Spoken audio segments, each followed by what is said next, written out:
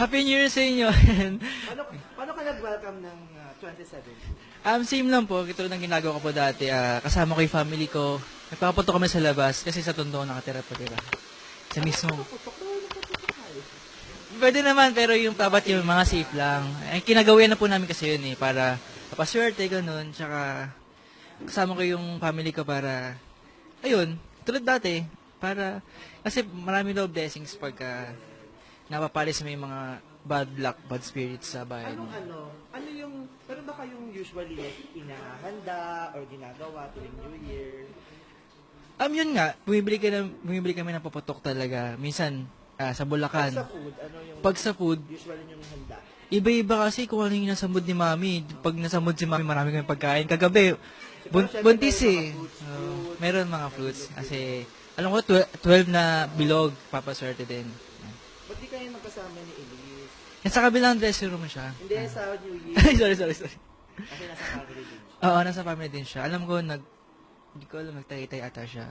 Ano yung, ikaw, naniniwala ka ba o meron ka bang New Year's resolutions? May ganun naniniwala ka? Opo, naniniwala. Pero po, kadalasan naman po hindi natutupad. Pero wala nang masama, di ba, pagka gumawa ng New Year's resolution. Sa akin po, siguro, more time sa family, itong year na to. More bonding sa family ko and, mapatangkad. Tumalun ka ba? Yun nga, nalimutan ko.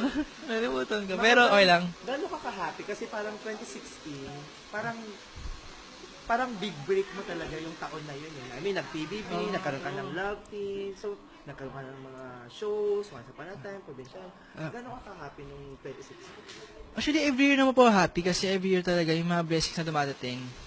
Naging thankful talaga ako. Pero tong year din, na 2016, grabe, sobra-sobra. At least, di ko na alam di ko na imagine, yung dumating na sa point na kontento na ako. Pero syempre, sana, next year ganun pa din. Di ko na may hinahangad na sobra. Pero sana, ma-maintain lang para din sa family ko. Ano ba pwedeng abangan ng mga fans nyo sa 2017?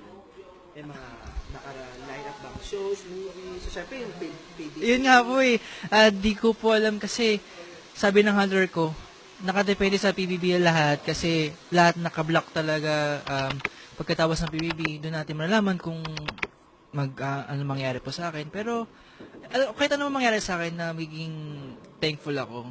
Yan. Anong New Year's message mo sa mga fans mo, tsaka fans ng Maclean? Syempre po sa mga sumusuporta, una muna syempre sa ASAP, yan, sa mga nanonood ng ASAP. Hello po sa inyo lahat. At sa fans ko po, thank you sa pag-suporta ninyo. Simula pa lang, nag-start pa lang ako, yung extra lang ako. Yung thank you sa inyo, mahal na mahal ko kayo. And sa Maclis naman, yung bago ko din na natutuwa din ako. Sa sobrang sweet ninyo, sa suporta ninyo matindi din, thank you. Sana masuklihan namin ilis yung mga binibigay niyo po. And mahal na mahal din namin kayo. Anong message mo kay Kay Elise. Ayan, sa darating na taon, ayun, sabihin nating tignan kung paano natin susubukan yung mga challenge sa buhay and sana maging contented tayo palagi and thank you sa'yo sa kompleto ng taon ko din. Kasi bilang mahal ang Sa fireworks. handaan, anong meron? Favorite ko yung ginagawa ng mommy ko every year na chicken macaroni. Bongga yun. Kayo, ano yung Kami this year, di nga po kami nakapagluto kasi nga umalis kami. So, oo. Ano na lang, bumili yung nanay ko ng pongkan. Yung mga bilog-bilog kasi swerte daw yun. Bilog-bilog? Bilog-bilog. Okay. Naniniwala ba kayo? Meron ba kayong mga New Year's resolution?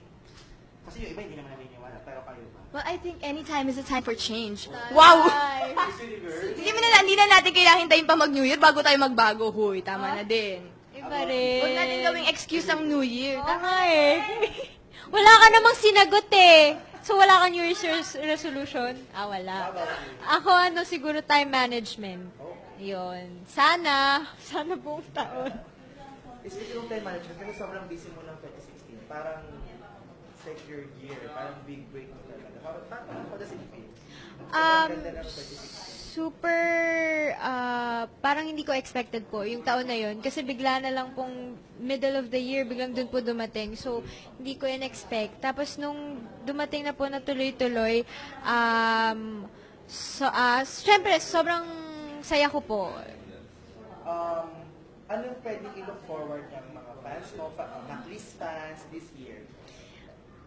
Actually, wala pa po akong kaalam-alam. Pero sinasabi po nila na this year would be a great year for us. Kaya sana po, yun, Kumbaga may magtuloy-tuloy. nakaplano, abangan na lang. Sana po, yun. Any message to your fans, Maclis fans? Ayan, sa mga sumusuporta po sa akin, tsaka sa mga Maclis fans, or family po, thank you sa naging love nyo sa amin ni Makoy ng 2016. Ayun, sana po walang magbabago sa atin. Ayan, patuloy po namin kayong papasayahin. Ayan. God bless po. Thank you. Love you. Nag-ano kasi in-interview na rin natin si Makoy. Okay po. Year's message. Ikaw, anong year's message mo? Sa kanino po? Kay Makoy. Kay Makoy. Panoorin niyo na lang po. New Year's message ko kay Makoy. Gusto mo ikaw na lang, Sue? Siguro yung patuloy ka lang magbibigay ng pasasalamat kay God. Ayan. Kasi yun po yung hinangaan ko din sa Kanya. Tsaka sana wag kang magbago. Ayan. Sana every step of the way kasama pa din kita. Thank you.